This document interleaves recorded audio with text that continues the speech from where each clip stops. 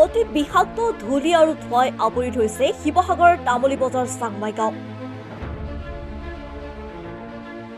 ঘন জনবসতিৰ প্ৰধান ঠাইখনত দুটা বৃহদাকাৰ মিক্সাৰ মেচিন দিনে নিশাই চলি থকাৰ ফলতে ভয়াৱহ প্ৰদূষণৰ কবলত পৰিছে গাঁওখন।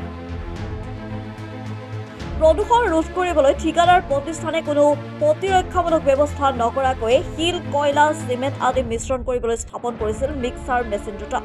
বৰ্তমান তাৰ পৰা ওলোৱা অতিমাত্ৰা ধোঁৱা, ধূলিৰ ফলত গাঁওবাসীৰ মাজত বিভিন্ন হাওঁফাওঁজনিত ৰোগ, চৰ্ম ৰোগ, চকুৰ অসুখে দেখা দিয়াত হাহাকাৰ পৰিস্থিতিৰ সৃষ্টি হৈছে গাঁওবাসীৰ মাজত।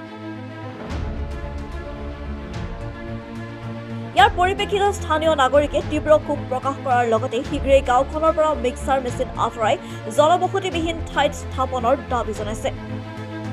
প্ৰব্লেমটো মানে আমাৰ এই যিটো মিক্সাৰ মেচিন চলিছে, চলাৰ পাছত আমাৰ কামৰ কাৰণে আমি একো প্ৰব্লেম নাই, উন্নয়ন আমাক লাগে, কিন্তু এনেকুৱা ধৰণৰ উন্নয়ন নালাগে মানে, যিটো কাৰণে আমাৰ কণ শিশুৰ পৰা আমাৰ বৃদ্ধ লোকসকলেও মানে শ্বাস প্ৰশ্বাসত দিগদাৰ হৈছে। কালি এওঁলোকক ভুক্তভোগী এওঁলোকৰ ল'ৰা ছোৱালীৰ পৰা আদি কৰি তেওঁলোকে হস্পিটেলত দেখাবলগীয়া হৈছে। ডক্টৰে যেতিয়া ক'লে যে এনেকুৱা ধৰণৰ পৰিৱেশৰ কাৰণে এনেকুৱা ধৰণৰ কিছুমান সৃষ্টি হয়, তাৰপাছতে এই মানে আজি আমি কমপ্লেইন দিবলৈ বাধ্য হৈছোঁ আৰু তেওঁলোকে চলাই আছে। আমি কমপ্লেইন দিয়াৰ পাছতো আজি তেওঁলোকে মানে নিশ্চিন্ত মানে পূৰা ধুনীয়াকৈ চলাই আছে।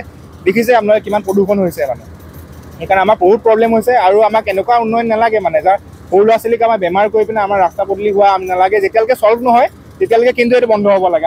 আমাৰ দাবী এইটোৱে।